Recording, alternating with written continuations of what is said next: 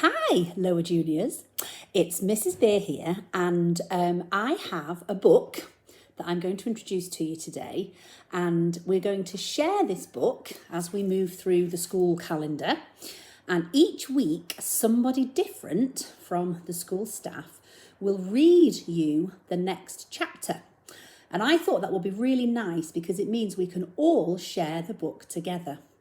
Now, the book we have chosen, I can show you, is this one here.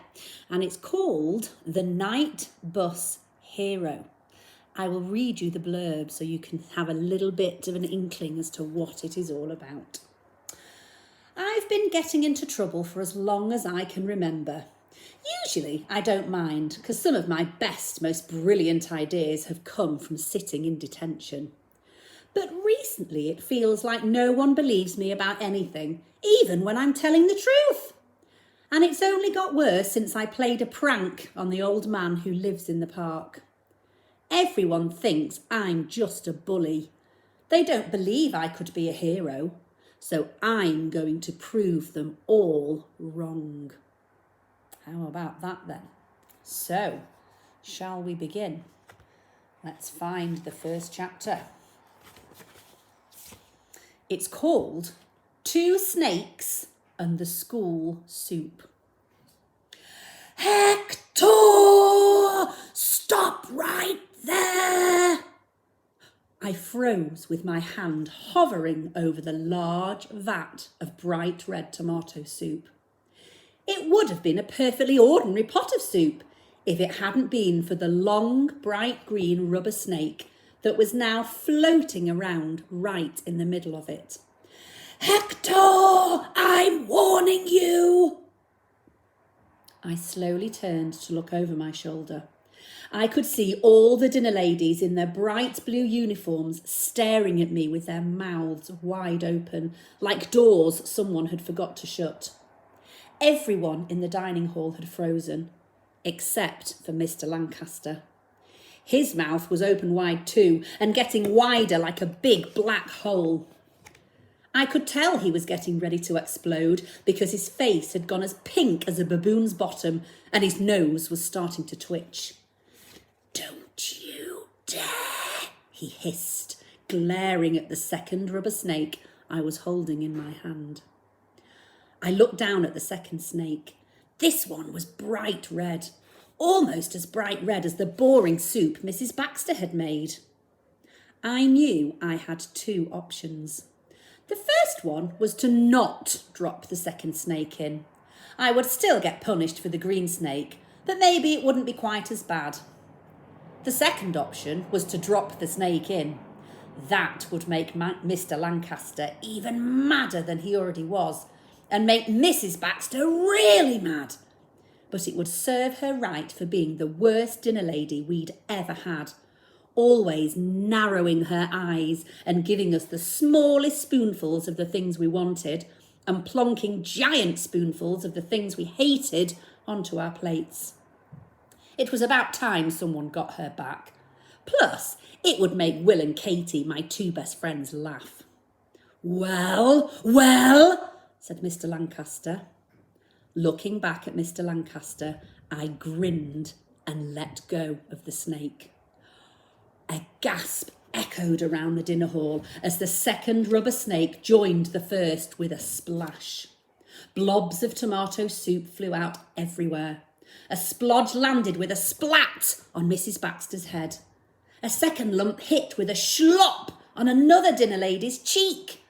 A third struck with a gloop on Mr. Lancaster's twitchy nose and oozed down to the floor with a drip, drip, drip. Right, young man, you've done it now. Come with me. That's a thing people call me when they get really angry. Young man. It's as if they're so mad they can't remember my name. In fact, no one ever says my name normally anymore. It's either young man or Hector, shouted in a voice which tells me right away that the person is angry with me. Even Will and Katie just call me H. But I don't care. I used to, but I don't anymore. Most people are so stupid that it doesn't matter what they think of me. They're like those tiny annoying flies that buzz around you when you're trying to have an ice cream.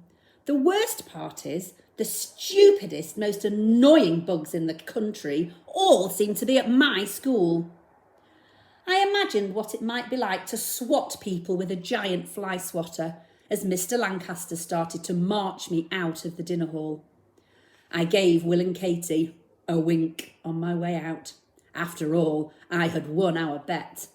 But they were laughing so hard, I don't think they even saw me. "Sit right there and don't you dare say a word," snapped Mr. Lancaster, pointing at the detention sofa. Mr. Lancaster is the head teacher, and sometimes I wonder if the certificates on his wall are really secret awards given to him for being the stupidest and most annoying head teacher in the country.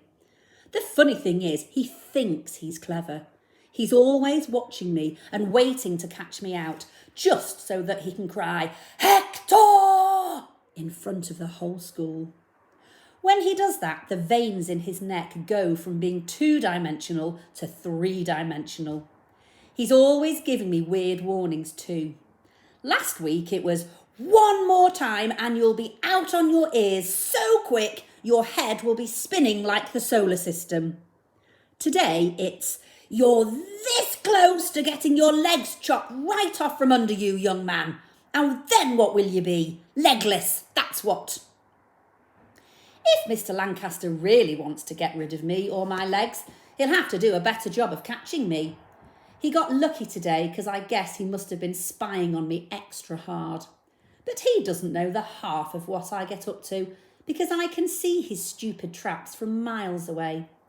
Like the time he installed tiny cameras that looked like shiny black beetles outside the boys' toilets.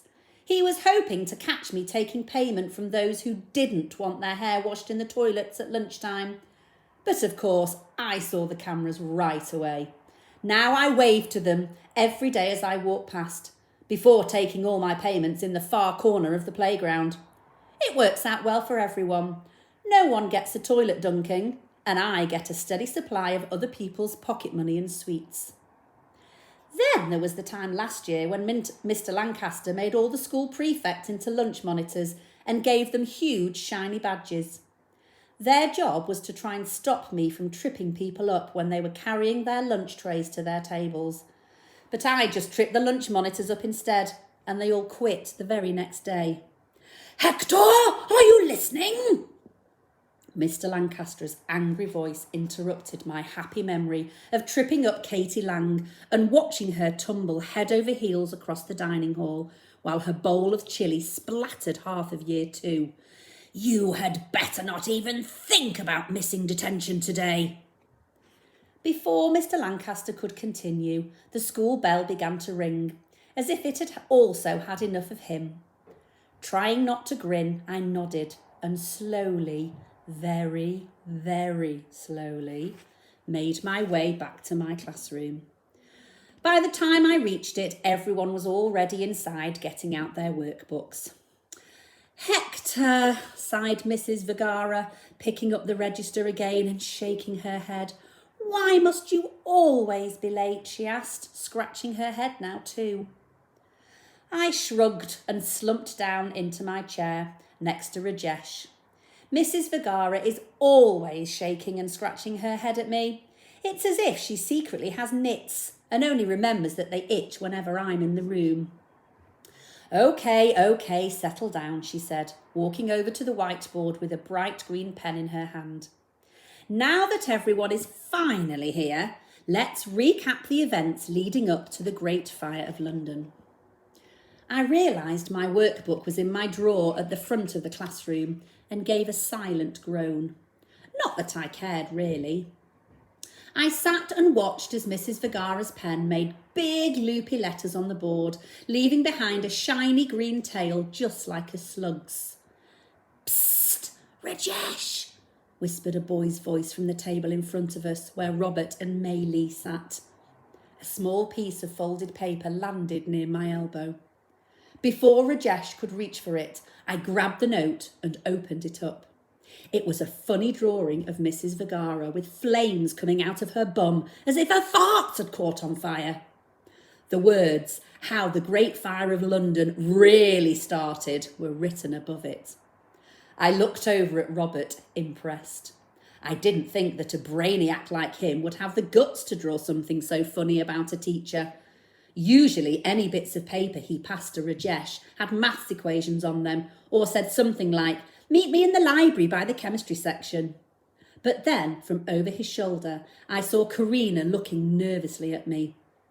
It was obviously her drawing that Robert had been passing along. "Hector, something keeping you busy, is it?" I quickly scrunched the paper up in my hands, but it was too late. Mrs. Vergara was already standing in front of me. "Give it here now," she said softly, her head tilting to one side. I looked over at Rajesh, whose eyes were popping so far out of his head they looked like they were going to fly across the room, and then glanced at Mei Lee and stupid Robert. Mei Lee was frowning at Robert, and Robert was sitting up straight and looking at the ceiling as if he had never seen it before. I could see Karina doing the same thing too. Giving them all a scowl, I handed the drawing over to Mrs. Vergara. I knew exactly what she was going to do next, because unfortunately, Mr. Lancaster isn't the only champion-level stupid person at my school. Mrs. Vergara is just as stupid, except instead of trying to catch me at things, she pretends to be nice to me. That's one of the tricks extra sneaky grown-ups like to use when they want you to think they're your friend and not your enemy. Looking down at the drawing, Mrs. Vergara shook her head. "Oh, Hector, I'm disappointed in you. I know you're so much better than this." But it wasn't me. It was Karina's. She passed it to Mei Lee and Robert to give to Rajesh." Karina gasped and Robert shook his head. Mei Lee opened her mouth, but before she could say anything, Mrs. Vergara bent down and pointed one long finger at me. "Don't blame them for your behaviour," said Mrs. Vergara. "This drawing is insulting and rude enough without you lying too.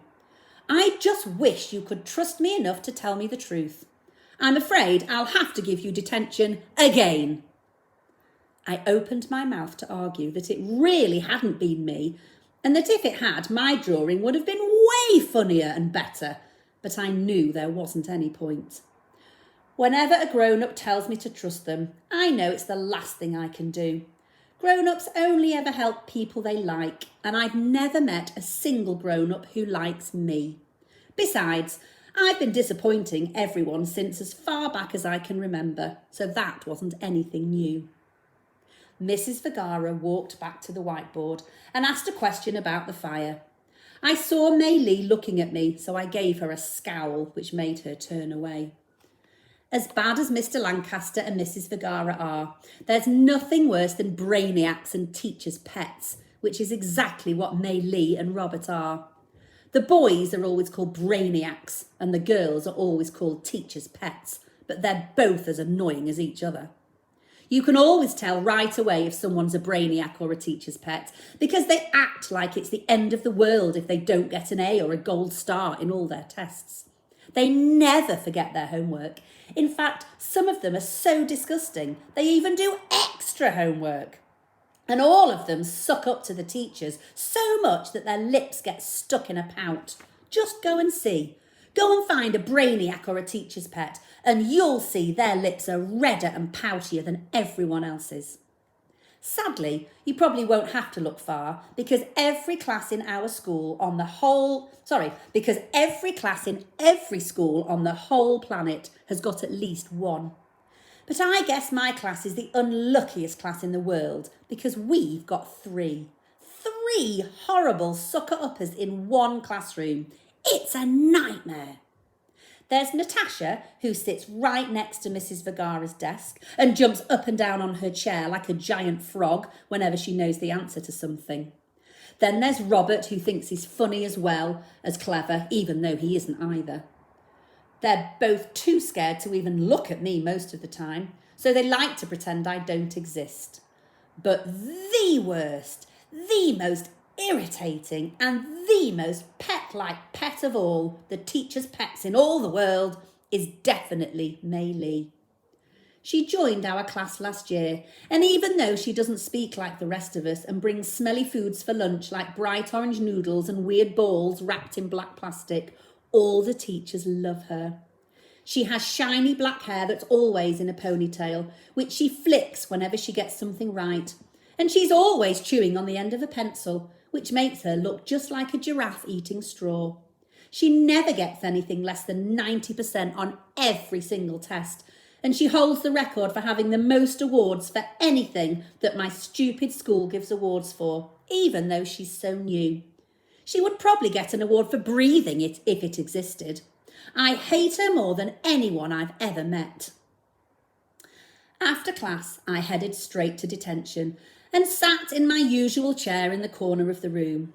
I was the only one there, again.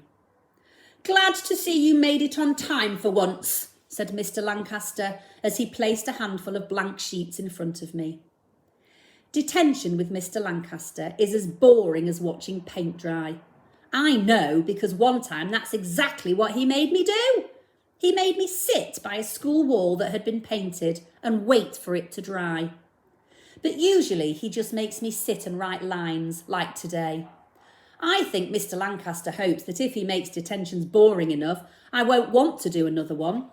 But what he doesn't understand is that I really don't mind detentions. My brain calms down and my ears close up and my eyes stop blinking. And instead of seeing the room I'm in or the words I'm writing, I start to see brand new ways of getting back at everyone. Some of my best, most brilliant ideas have come from sitting in detention. This detention made me realise that I needed to do something different, something big. I needed to go outside the box Mrs. Vergara's always talking about, the one inside your head that makes you do the same thing again and again. I needed to try something new, something that would really get everyone talking about me, and which would be 100 times better than putting snakes in the school soup. I was just thinking about what that big something could be and writing out, "I will not put snakes in the school soup" for the 50th time, when there was a knock on the door and Mrs. Vergara's head and shoulders appeared. "Mr. Lancaster, mind if I speak to you outside for a moment?" "Of course," said Mr. Lancaster, springing out of his chair. Giving me a look that warned me not to try anything, he followed Mrs. Vergara out and shut the door behind him. Jumping up, I tiptoed over to the door to listen. Mrs. Vergara was probably telling Mr. Lancaster all about the stupid drawing to get me into even more trouble.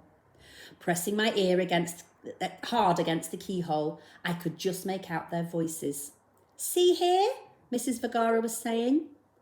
A noise that sounded like large pieces of paper being rustled followed her voice. He's the only one in the whole year group, possibly even the whole school, to be submitting drawings in this kind of comic book manga style. For him to create whole characters and a storyline for what was quite a simple project on identity is really quite extraordinary. I think if we entered him, he would have a real chance of winning.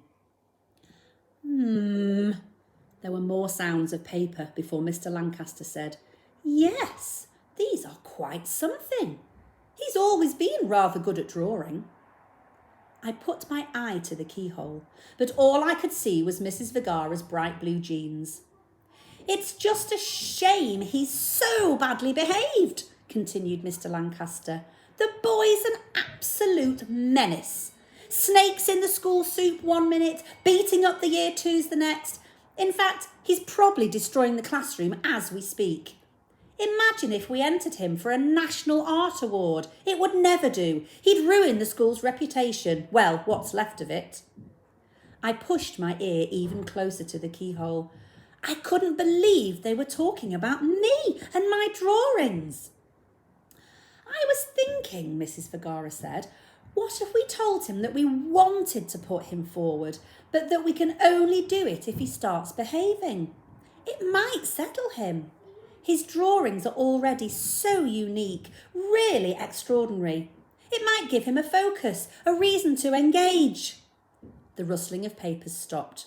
No, said Mr. Lancaster. No, Mrs. Vergara, the boy's a lost cause. He would probably sabotage the whole thing and get our school banned from the competition. Bad enough we have to put up with him. No reason to force him onto an awards committee and other innocent students. I suppose you're right, said Mrs. Vergara. It's such a shame, such a waste of talent. But yes, I suppose you're right. The door handle was suddenly being pushed down. Sprinting back to my corner, I jumped into the seat and grabbed my pencil just as Mr. Lancaster came back in. He looked at me and then slowly around the room as if to make sure it wasn't on fire. Come on, Hector, get on with it. We've both got homes to get to, he said, seeing that I still had at least 50 more lines left to do. I forced my hand to write as quickly as it could, even though it was shaking and my words were coming out wonky. My face was burning, and with every line I wrote, I thought harder and harder about what I could do next that would be bigger and worse than anything I had ever done before. Something to show Mr. Lancaster and Mrs. Vergara, and everyone else too, just how much of a menace I could be. And that, children, is the end of chapter 1. Wow, what a character we've met in Hector. He really does not sound like a very nice person, does he? He does all sorts of things to upset other people. Certainly not very kind, certainly has no manners, and is clearly a bit of a bully. So, very exciting. I wonder what is going to happen in chapter 2.